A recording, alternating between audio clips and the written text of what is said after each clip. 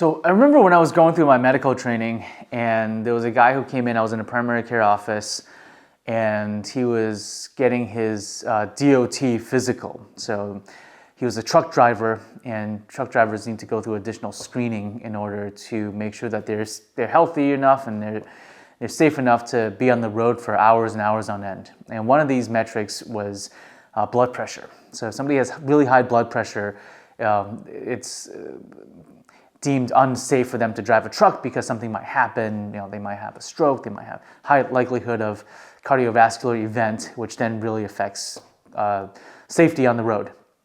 And that cutoff is somewhere around it was like 140 over 90 was the blood pressure for these physicals. Again, don't quote me on that. It's been a number of years before I've done these physicals. And this person came in. He was nervous. You could tell he was sweating.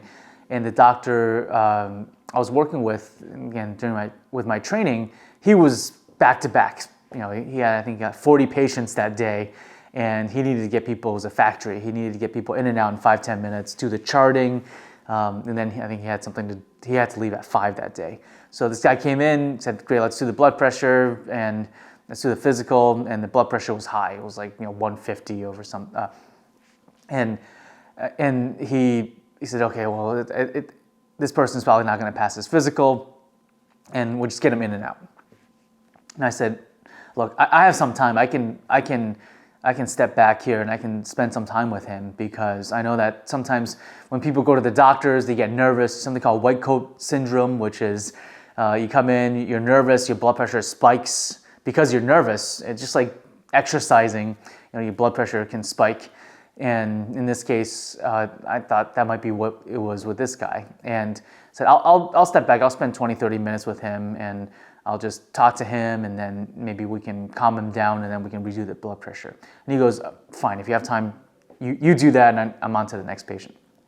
So I sat down with him. We actually went through a really nice meditation exercise, and breathing exercises, calming his nerves, and then when I saw that he was calm, I said, "Let's take your blood pressure again." It was normal. It was under that threshold, and because of that, he passed his physical. He was able to, he was fine. He was healthy overall. It was just that he was nervous at the doctor's because he needed to pass his physical in order to work. And that just shows that a lot of times that compassion and the ability to just sit down with somebody, and one of the themes that I believe is really important in medicine, and if we can get doctors back to a point where people can spend actual time with patients instead of churning out visits like a factory, I think we're going to see a lot better in outcomes. And I've seen times when primary care doctors can handle, I would say, a good maybe up to 80% of what most people need. And especially if things like chronic conditions, if you're pre-diabetic, if you have high blood pressure, if you have arrhythmias and so forth, a lot of primary care doctors are trained to handle a lot of these situations.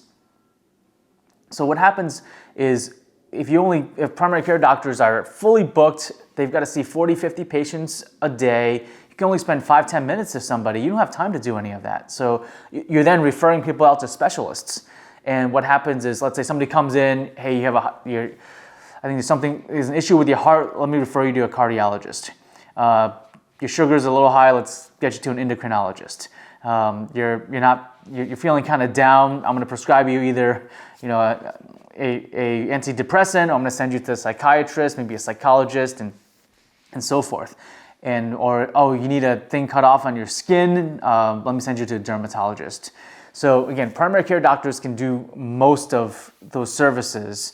It's when you get to the really complicated cases that a lot of times it's worthwhile to go to specialists. But nowadays, it's like specialist referrals are handed out like candy. And what happens is it's really inconvenient for the patient. You come in, you wait 30 minutes, 40 minutes for the doctor. A lot of times you spend 5 minutes with the doctor, and then they give you a referral. You got to call, you got to make an appointment.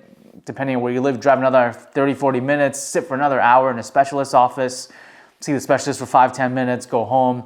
And from a cost perspective, let's say somebody comes in with maybe a heart issue or high blood sugar and dermatology issue, and you're saying I'm going to refer you to 3 different specialists as a primary care, what's the cost of that for the patient in the system? It's a primary care visit. Sometimes, it's on average $100, $200.